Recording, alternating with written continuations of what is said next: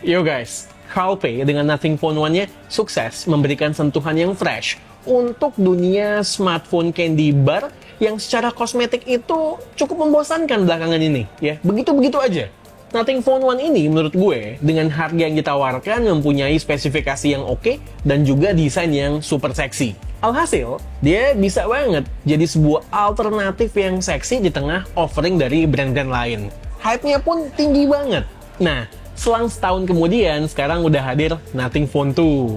Secara kasta, Nothing Phone 2 ini masuk ke kelas flagship, yang artinya harganya naik, di mana handphone ini dirilis secara resmi.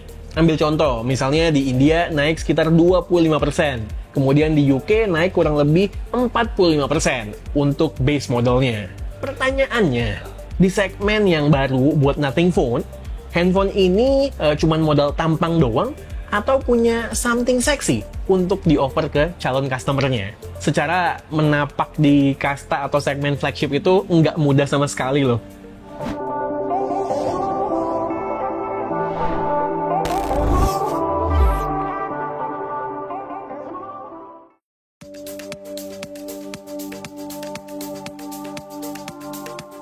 Sebelum mulai, gue mau info nih ya. Gue nggak mau full review Nothing Phone 2, karena udah banjir gue yakin reviewnya di luaran sana.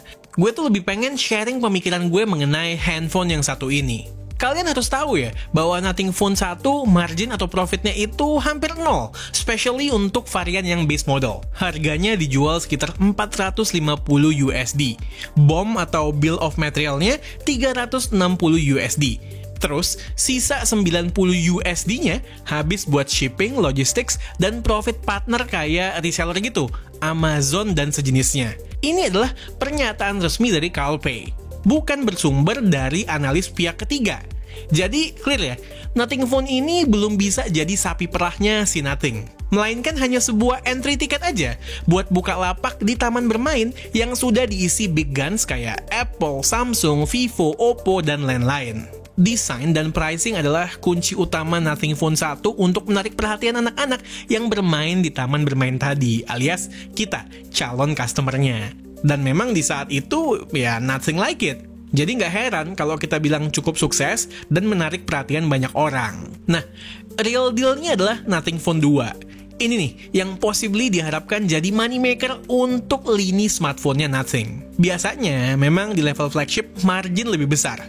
Walau ini kita bicaranya bukan flagship super high-end ya. Nah, dengan suksesnya Nothing Phone generasi pertama, Nothing jadi punya bargain power lebih ke supplier untuk nego bahan baku buat generasi kedua. Karena memang terbukti ya bahwa brand ini punya pasarnya sendiri.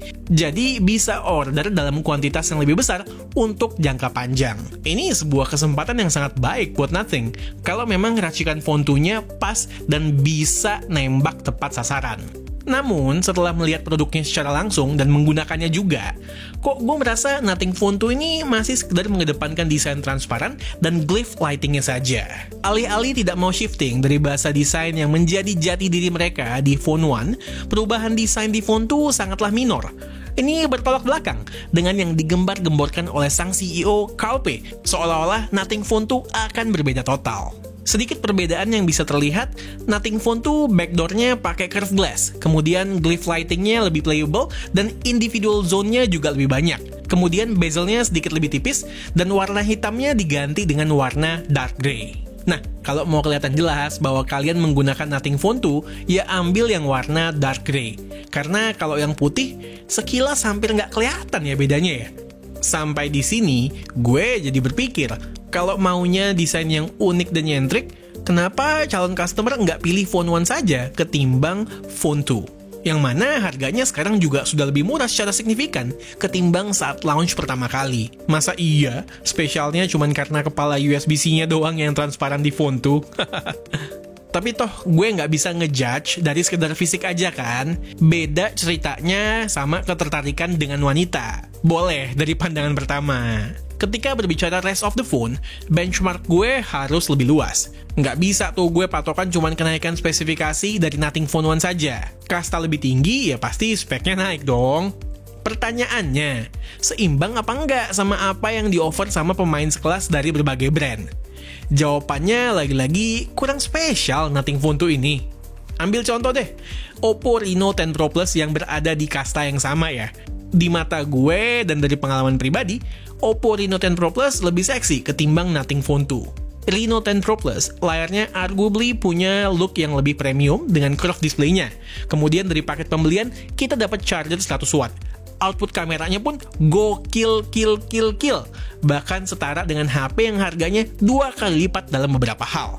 Ditambah ada lensa periskop yang outputnya gokil juga.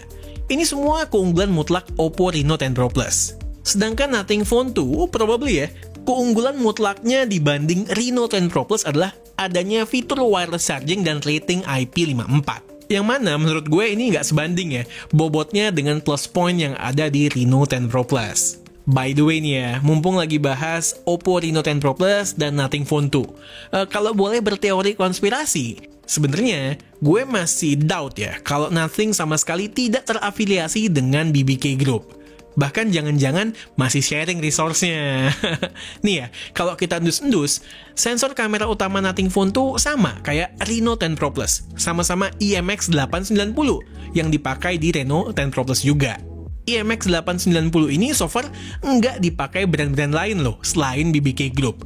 Begitu juga dengan SoC Snapdragon 8 Plus Gen 1 di kedua HP ini. Keduanya menggunakan 8 Plus Gen 1 versi downclock yang sama juga. Nah lo mending sekalian sharing resource computational fotografinya juga lah. Karena gue melihat masih ada banget ruang untuk perbaikan untuk kamera Nothing Phone 2 ini. Padahal kamera 50 megapikselnya punya potensi. Foto-fotonya nggak jelek, tapi di beberapa sikon kayak punya karakter yang dramatis ya, dengan kontras yang tinggi, yang mana belum tentu semua orang suka. Terus nggak jarang juga kita bisa temukan hasil jepretan orang yang glowing-glowing begitu. Overall, gue nggak bilang jelek ya, cuman punya karakter yang harus kalian notice. Hayo dong, kan jualannya via platform Hypebeast, tapi kameranya masih harus diperbaiki nih. Anak-anak Hypebeast kan kalau nyari HP, kudu yang kameranya itu bagus. Oke, lanjut ya. Kalau kita mau berbicara HP di segmen harga yang sama yang lebih segmented lagi, ada iQOO 11. Dengan segala gaming features-nya, sebenarnya HP ini masuk ke kategori HP gaming. Tapi menurut gue, termasuk all-rounder dan capable banget buat jadi HP daily. Kemudian, lebih spesifik lagi, ada ROG Phone 7 dan Red Magic 8S Pro yang belum lama ini rilis. Smartphone-smartphone yang gue sebutin ini punya something special dan recommended banget buat dibeli. Poin gue, di segmen harga Nothing Phone 2, experience yang standar dikombinasikan dengan desain unik saja sulit dipakai untuk menjustify value atau sekalipun harganya. Sampai di sini pasti pada bilang begini, "Bang, Nothing Phone 2 kan OS-nya spesial tuh."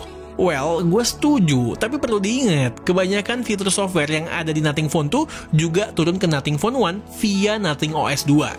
Dan kalau berbicara mengenai OS, perlu diingat kembali, ini lagi-lagi soal selera dan kebiasaan.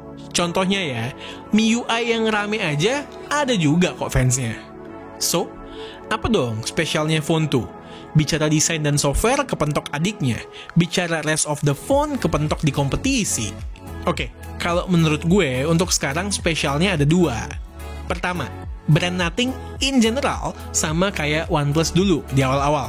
Spiritnya itu community-based banget, yang mana Nothing deket banget dengan komunitas user, dan sangat terbuka dengan kritikan user. Kalau ada bug, cukup cepat mereka fixnya. Kalau ada kritikan, mereka approach kritikusnya dan langsung ajak kerjasama bareng untuk masukin inputnya ke produk mereka. Contohnya tuh, kayak DMS. Dia tuh channel specialist audio yang nyampahin produk Nothing Ear 1. Yang lalu, dia diajak tuh sama Nothing untuk mendevelop Nothing Ear 2. Mudah-mudahan, behavior seperti ini nggak berubah kalau scale perusahaannya sudah membesar. Dugaan gue, ini salah satu alasan Carl Pei cabut dari OnePlus. Jadi semoga nggak terulang sama perusahaannya dia sendiri. Kedua, produk Nothing mencoba untuk meng-cater market yang belum terjamah. Anak-anak Hypebeast misalnya, yang pengen punya tongkrongan yang out of the box. Makanya, jalur distribusinya juga via platform yang Hypebeast. Ya udah deh, yang punya budget lebih, ambil varian atas yang lebih all-rounder kayak Nothing Phone 2, yang budgetnya mepet, ambil Nothing Phone 1. At the end of the day, terbukti kok, pasarnya itu ada untuk produk-produk brand Nothing. Makanya, mereka udah bisa jual lebih dari 1 juta unit produk. Oleh karena itu, gue nggak bisa sekedar mencela, harus apresiasi juga. Nice.